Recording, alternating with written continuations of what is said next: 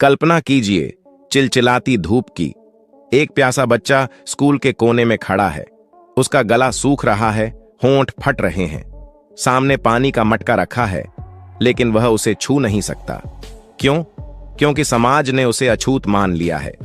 जब तक कोई ऊंची जाति का व्यक्ति दूर से उसके हाथों में पानी नहीं डालता, वह पानी नहीं पी सकता। कई बार चपरासी नहीं आता और वह बच्चा दिन भर प्यासा रह जाता है। क्या आप सोच सकते हैं कि वह प्यासा बच्चा आगे चलकर उसी देश का भाग्य विधाता बनेगा, उसी देश का संविधान लिखेगा? आज 14 अप्रैल के इस पावन अवसर पर हम आपको सुनाने जा रहे हैं एक ऐसे महामानव की कहानी जिसकी कलम ने सदियों से चली आ रही गुलामी की जंजीरों को तोड़ दिया। यह कहानी सिर्फ एक व्यक्ति की नहीं है, यह कहानी है एक क्रांति की, एक संघर्ष की। वीडियो के अंत तक हमारे साथ बने रहिएगा, क्योंकि यह कहानी आपके सोचने का नजरिया बदल देगी। 14 अप्रैल 1891 मध्य प्रदेश के महू छावनी में रामजी मालोजी सकपाल और भीमाबाई के घर 14वीं संतान का जन्म हुआ। नाम रखा गया भीमराव। महार जाति में जन्म लेने के कारण समाज की नजरों में भीमराव जन्म से ही अछूत थे। रामजी सूबेदार थे और शिक्षा का महत्व जानते थे, इसलिए उन्होंने अपने बच्चों को पढ़ाने का दृढ़ निश्चय किया। लेकिन शिक्षा का यह रास्ता कांटों से भरा था। जब भीमराव ने स्कूल में कदम रखा तो उन्हें कक्षा के बाहर दरवाजे के पास एक बोरी पर बैठना पड़ता था। बोरी भी उन्हें खुद घर से लानी पड़ती थी। संस्कृत पढ़ने की इच्छा थी, लेकिन सवर्ण शिक्षकों ने अछूत को वेद पुराणों की भाषा सिखाने से साफ मना कर दिया। बचपन की एक घटना ने भीमराव के बाल मन पर गहरा घाव छोड़ दिया। एक बार भीमराव अपने भाई बहनों के साथ बैलगाड़ी से गोरेगांव जा रहे थे। जब बैलगाड़ी वाले को पता चला कि वे महार हैं, तो उसने उन्हें तुरंत गाड़ी से नीचे फेंक दिया। उसने कहा कि अछूतों को बिठाकर उसने अपनी गाड़ी अपवित्र कर ली है। दुगना किराया देने पर भी वे बच्चे पूरी रात एक अनजान जगह पर डरे सहमे बैठे रहे। इस घटना ने भीमराव को पहली बार एहसास कराया कि इस समाज में अछूत होने का असल मतलब क्या है। तमाम अपमानों के बावजूद भीमराव ने अपनी पढ़ाई नहीं छोड़ी। उनकी बुद्धिमत्ता देखकर बड़ौदा के महाराजा सयाजीराव गायकवाड़ ने उन्हें स्कॉलरशिप दी। इसी वजीफे के सहारे भीमराव ने बंबई के एल्फिंस्टन कॉलेज से ग्रेजुएशन पूरा किया और फिर उच्च शिक्षा के लिए अमेरिका की कोलंबिया यूनिवर्सिटी चले गए। अमेरिका में भीमराव ने पहली बार आजादी की सांस ली। वहां कोई उन्हें उनकी जाति से नहीं पहचानता था। वहां वे एक अछूत नहीं, बल्कि एक होनहार छात्र थे। अमेरिका और फिर लंदन स्कूल ऑफ इकोनॉमिक्स से उन्होंने अर्थशास्त्र में डॉक्टरेट, पीएचडी और डीएससी जैसी दुनिया की सबसे कठिन और सर्वोच्च डिग्रियां हासिल कीं। लेकिन जैसे ही वे भारत लौटे, वास्तविकता ने फिर उनके मुंह पर तमाचा मारा। महाराजा बड़ौदा की शर्त के अनुसार उन्हें रियासत में मिलिट्री सेक्रेटरी के पद पर काम करना था। इतनी उच्च शिक्षा प्राप्त करने के बावजूद बड़ौदा में कोई हिंदू होटल या मकान मालिक उन्हें कमरा देने को तैयार नहीं था। मजबूरन उन्हें एक पारसी धर्मशाला में छुपकर नाम बदल कर रहना पड़ा। लेकिन कुछ ही दिनों में पारसियों की भीड़ लाठी डंडे लेकर वहां पहुंच गई और उन्हें तुरंत कमरा खाली करने को कहा। एक व्यक्ति जिसके पास दुनिया के सबसे बड़े विश्वविद्यालयों की डिग्रियां थीं, वह उस रात बड़ौदा के एक पार्क में एक पेड़ के नीचे बैठकर फूट फूट कर रोया। उस रात भीमराव ने कसम खाई कि वह इस छुआछूत की बीमारी को इस देश से जड़ से मिटाकर ही दम लेंगे।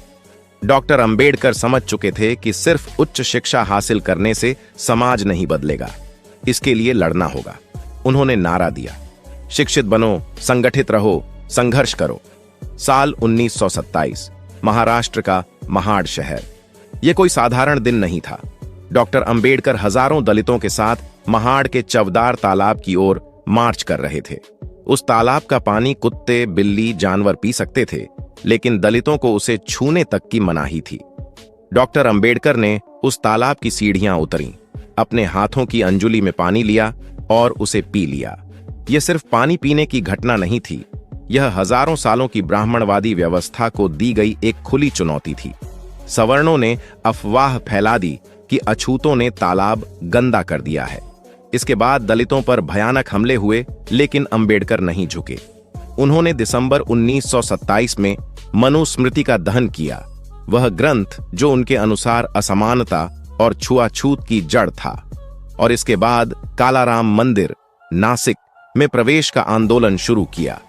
अंबेडकर ने स्पष्ट कर दिया कि हमारी लड़ाई किसी मंदिर में जाने या सिर्फ पानी पीने की नहीं है, हमारी लड़ाई मानव अधिकारों की लड़ाई है। ब्रिटिश सरकार अब डॉक्टर अंबेडकर के प्रभाव को नजरअंदाज नहीं कर सकती थी।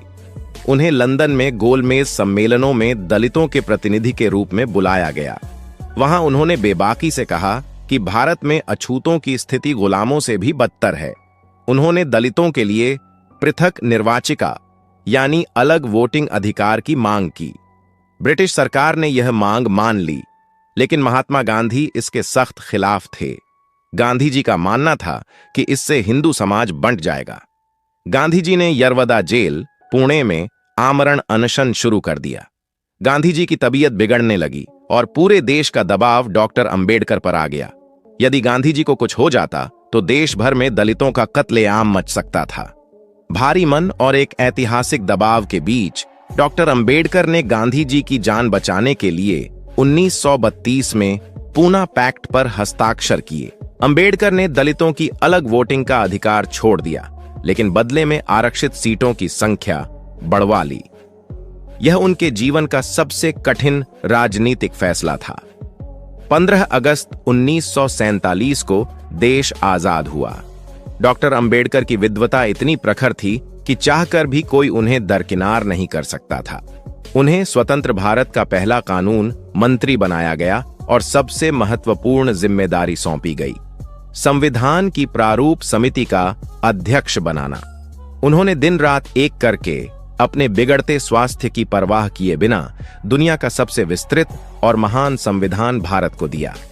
इसी संविधान ने एक झटके में राजा और रंक, ब्राह्मण और अछूत, पुरुष और महिला सबको एक वोट, एक मूल्य का अधिकार देकर समान बना दिया। डॉक्टर अंबेडकर सिर्फ दलितों के मसीहा नहीं थे, वे भारत की हर महिला के मुक्तिदाता थे। उन्होंने हिंदू कोड बिल संसद में पेश किया, जो महिलाओं को पैतृक संपत्ति में अधिकार, तलाक का अधिकार और गोद लेने का अधिकार देता था। जब रूढ़िवादी नेताओं ने इस बिल का कड़ा विरोध किया और बिल पास नहीं हो सका, तो उस महान व्यक्ति ने महिलाओं के सम्मान की खातिर कानून मंत्री के पद से इस्तीफा दे दिया। जीवन के अंतिम पड़ाव में डॉक्टर अंबेडकर इस नतीजे पर पहुंचे कि हिंदू धर्म में रहकर वर्ण व्यवस्था को खत्म नहीं किया जा सकता। उन्होंने 1935 में ही घोषणा कर दी थी कि मैं हिंदू पैदा जरूर हुआ हूं, लेकिन हिंदू मरूंगा नहीं। 21 साल के लंबे अध्ययन के बाद 14 अक्टूबर 1956 को महाराष्ट्र के नागपुर में दीक्षा भूमि पर डॉक्टर अंबेडकर ने अपने लाखों अनुयायियों के साथ बौद्ध धर्म अपना लिया। उन्होंने एक ऐसा धर्म चुना जो करुणा, समानता और प्रज्ञा, बुद्धिमत्ता पर आधारित था। इसके कुछ ही समय बाद 6 दिसंबर 1956 को दिल्ली में इस महान सूर्य का अस्त हो गया। उनका शरीर जरूर चला गया, लेकिन उनके विचार आज भी भारत के हर कोने में, हर वंचित के अधिकारों में और भारत के संविधान में धड़क रहे हैं। आज 14 अप्रैल है। आज सिर्फ एक छुट्टी का दिन नहीं है, आज उस कर्ज को याद करने का दिन है जो इस देश के हर उस व्यक्ति पर है जिसे आज समानता से जीने का अधिकार मिला है। डॉक्टर अंबेडकर का जीवन हमें सिखाता है कि परिस्थितियां चाहे कितनी भी भयानक क्यों न हो, यदि आपके अंदर ज्ञान की आग और संघर्ष का जज्बा है तो आप दुनिया बदल सकते हैं। उन्होंने एक अछूत से भारत के संविधान निर्माता बनने तक का सफर सिर्फ और सिर्फ अपनी शिक्षा और अदम्य साहस के बल पर तय किया। अब जानिए डॉक्टर अंबेडकर जयंती पर एक गहरा संदेश। डॉक्टर अंबेडकर ने हमें संविधान रूपी एक ऐसा हथियार दिया है जो किसी को लहूलुहान नहीं करता, बल्कि समाज की बुराइयों को काटता है। आज सच्ची अंबेडकर जयंती मनाना यह नहीं है कि हम सिर्फ उनकी मूर्ति पर माला चढ़ाएं। सच्ची जयंती तब होगी जब हम उनके दिए गए मूल मंत्र, शिक्षित बनो, संगठित रहो, संघर्ष करो को अपने जीवन में उतारें। आज के युवाओं के लिए बाबा साहेब का संदेश स्पष्ट है, किताबों से दोस्ती करो, अपने अधिकारों के प्रति जागरूक बनो, समाज में जो भी पीछे छूट गया है उसका हाथ पकड़कर उसे आगे लाओ। जब तक समाज में ऊंच नीच, जातिवाद और महिलाओं के प्रति भेदभाव मौजूद है, तब तक बाबा साहेब का काम अधूरा है। आज की वीडियो में बस इतना ही। यदि आपको हमारे द्वारा बनाया गया यह वीडियो पसंद आया हो और आप चाहते हैं कि हम बाबा साहब के इस मिशन को आगे बढ़ाएं, बाबा साहब पर बनाया गया हमारा ये वीडियो कैसा लगा, आप हमें कमेंट करके जरूर बताएं। दोस्तों, आज की वीडियो में बस इतना ही। इस चैनल पर मैं सिर्फ बाबा साहब के जीवन से जुड़ी छोटी बड़ी सभी जानकारी लेकर आता रहता हूं। यदि आप बाबा साहब को पसंद करते हो और इनके बारे में और अधिक जानना चाहते हो, वीडियो को पूरा देखने के लिए धन्यवाद। उम्मीद करता हूं आपके विचार भी बाबा साहब की तरह अच्छे होंगे।